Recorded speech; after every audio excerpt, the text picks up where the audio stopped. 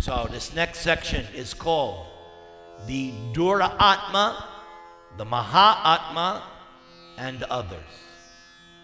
Avajananti mang mudha manushing tanam asritam parang bhavam ajananto mama bhuta maheshwaram. Fools deride me when I descend in the human form. They do not know my transcendental nature as the Supreme Lord of all that be. So this was definitely demonstrated during the Krishna Leela. So many people could not understand that this two-armed person known as Krishna was actually the Supreme Personality of Godhead. Very few people understood. Many were bewildered and confused. So, it's one thing not to understand, but to deride Krishna, that makes you first-class mudha, first-class fool. And it all comes from not understanding Krishna through the Shastras. That is how Krishna is understood. We understand God through the spiritual master, through the Vedic scriptures, and other saintly persons. Let's go now. Next verse. Mogasha moga karmano mogha jnana vichetasa rakshasim asuring chaiva prakriting mohining sata. Those who are thus bewildered are attracted by demonic and atheistic views. In that deluded condition, their hopes for liberation, their fruitive activities, and their culture of knowledge are all defeated. Starting with Hiranyakashipu, even though he was the topmost person in the whole universe, when the time came, Nisringa finished him off. He lost everything. Next, Ravana. Ravana had the kingdom of gold. He had unlimited women besides his wife, Mandodari. Every night, so many women he was enjoying. But because he misunderstood Ram, thinking Ram was an ordinary human being, Ravana lost everything. Kamsa the same way. Kamsa had amassed an alliance, the United Nations of demons. All the demons were under Kamsa. But when the time was right, Krishna dragged Kamsa down from the dais, dragged him around, and killed him, punching him with his fists. He lost everything. Now we go to the next verse. Maha-atma nastumang partha diving prakriting asrita bhajantyananya manaso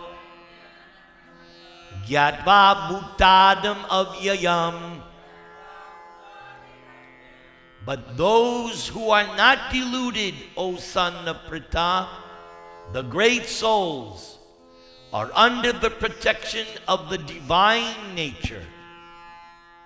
They are fully engaged in devotional service because they know me as the Supreme Personality of Godhead, original and inexhaustible. So this is how to become a Mahatma. You're not deluded and under the protection of the divine nature, not the material nature. This reference here, diving prakriting, this means the spiritual energy. That's what that means. The divine nature. Notice, when Krishna comes, he does not sport with the material energy. That is left for Lord Shiva. He sports with the personification of material, not Krishna. Krishna sports with the divine Hladini potency, Hladini Shakti, Radha, Sita, Lakshmi, like that. Krishna never enjoys the inferior material nature. He's above it because he knows it's illusory.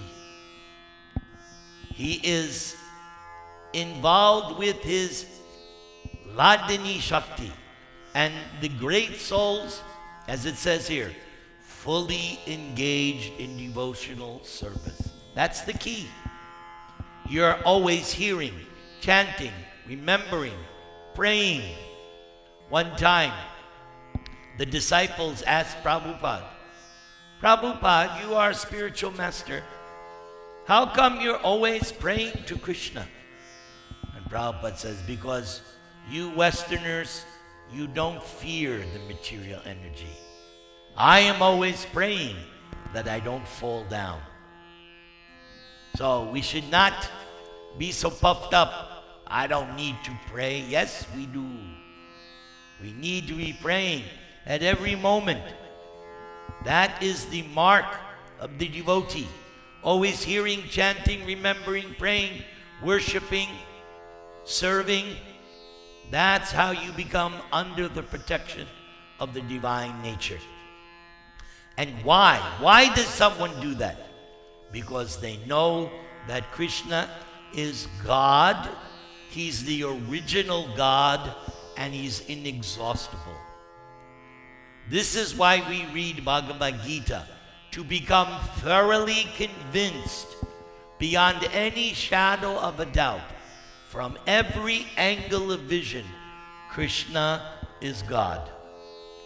Once that is completely concluded, without any, and that reminds me, the first verse I memorized at the age of 23, the first verse I learned, Bhagavad Gita chapter 15 towards the end, where Krishna says, if you know me as the Supreme Personality of Godhead without doubting, then what? You know everything.